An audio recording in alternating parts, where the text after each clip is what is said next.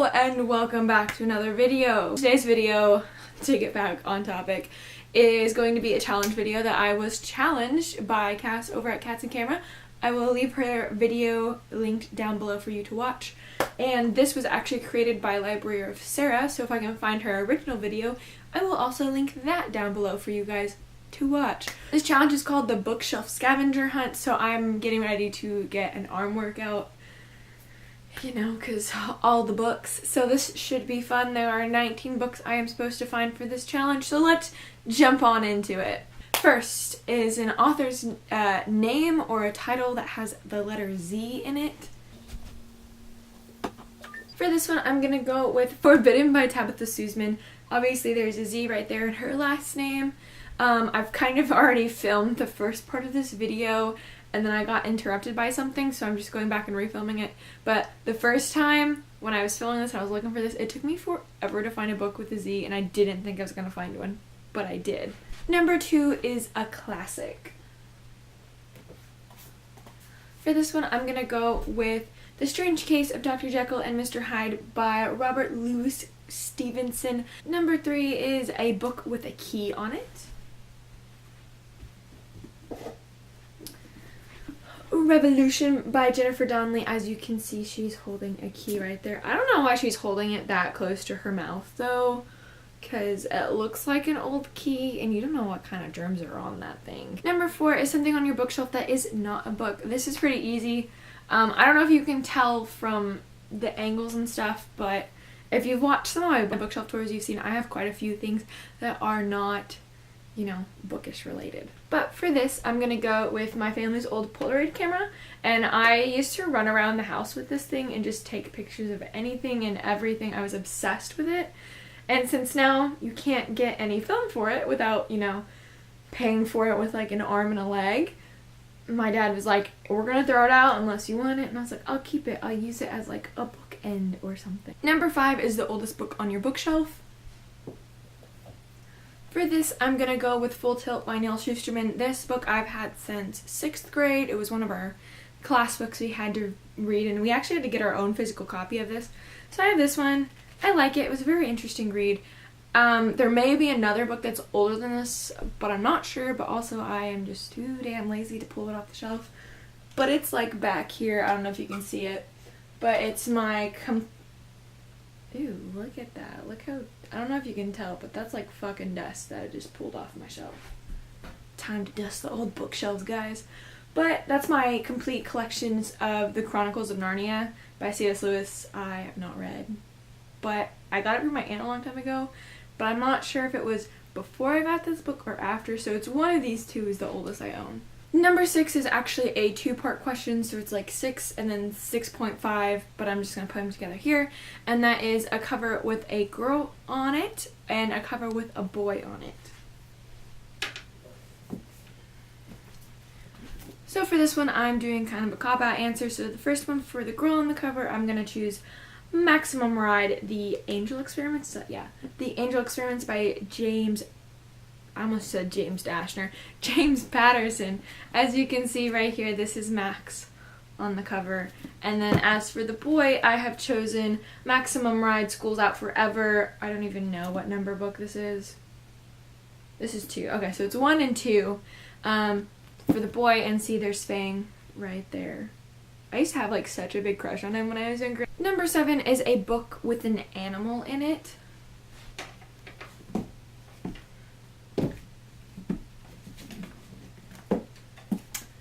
For this one, I'm going to go with Virals by Kathy Reaches. This is a first book in the Viral series, I believe is what it's called. There's a wolf pup that our group of main characters rescue and try to save. Number 8 is a book with a male protagonist.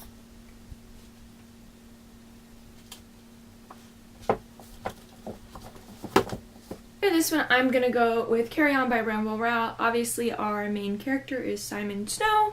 Number 9 is a book with only words on it.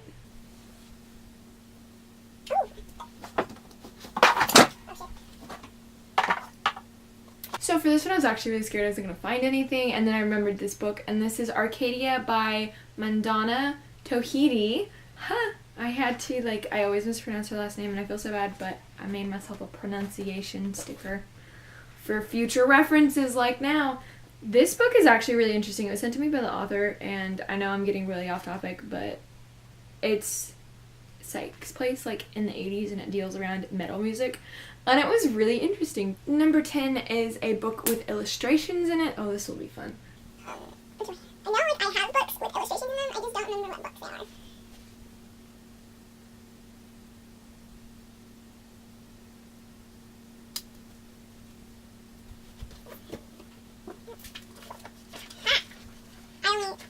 I'm gonna pick my beautiful Barnes & Noble's collector edition of The Ultimate Hitchhiker's Guide to the Galaxy by Douglas Adams. But we've got, you know, a picture here, and like this one. Number 11 is a book with gold lettering. You know I should have a book with gold lettering. I feel like I've seen, I'm pretty sure, there we go.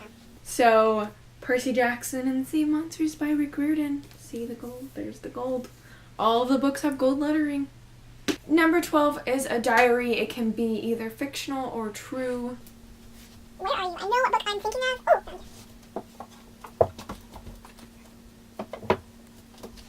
Oh,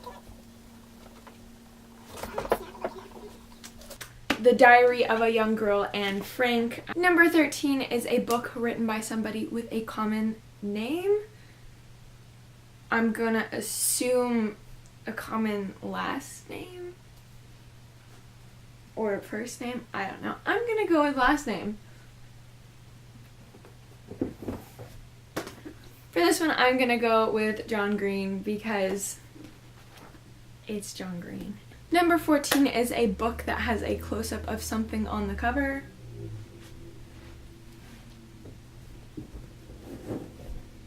So for this one, and this thing is fucking creepy. Like, I have to bury this book on my bookshelves because it creeps me out so bad. That is going to be The Foretelling by Alice Hoffman. And it just has this creepy fucking ass close-up of this chick's face. Like, it's just like, I can't. And like, this was one of those books my aunt sent me. Number 15, wow, I just almost fell, is a book on yourself that takes place in the earliest time period.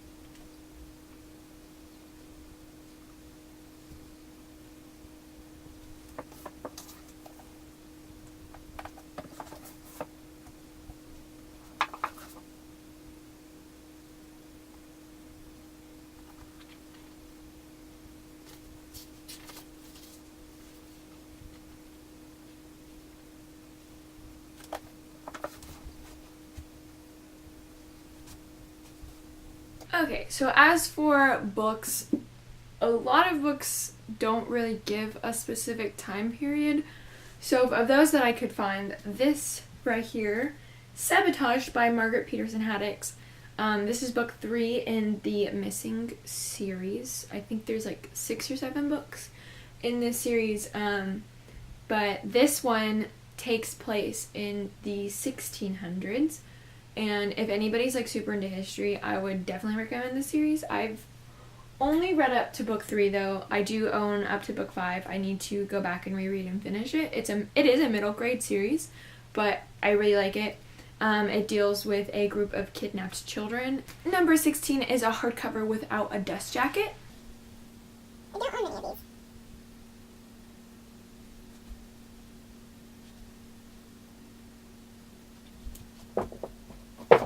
So I'm like trying really hard not to reuse books I've already used, but for this one I'm going to go with Found by Margaret Peterson Haddix.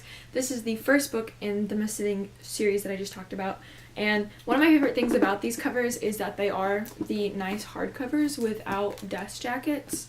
However, going into book 5 they did a cover change and it looks awful, and they also have dust jackets, but I like the original covers. Number 17 is a teal/turquoise colored book.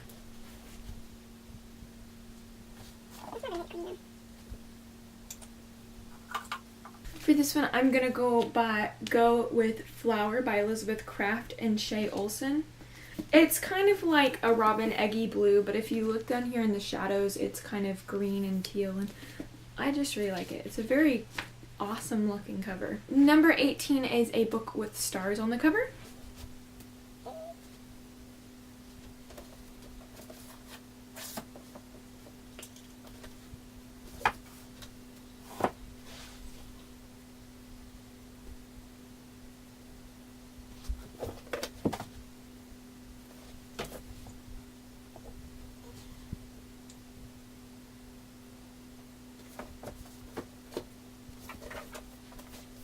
For this one, I'm gonna go with The Wheel of Ice by Stephen Baxter. This is a Doctor Who novel thing.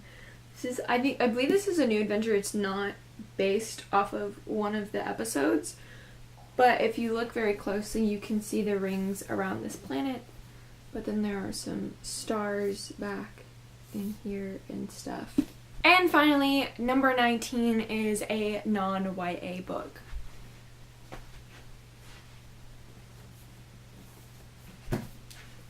So for this one, I'm going to go with A Clash of Kings by George R.R. Martin. This is book 2 in the Song of Fire and Ice series, Game of Thrones, if you watch the TV show.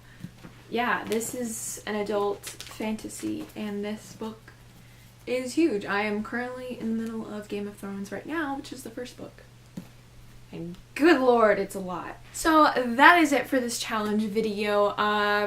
For those who I'm going to challenge, I will link them down below, and yeah, because I can't think of anybody at this time, and I need to do research and see who has and hasn't done this.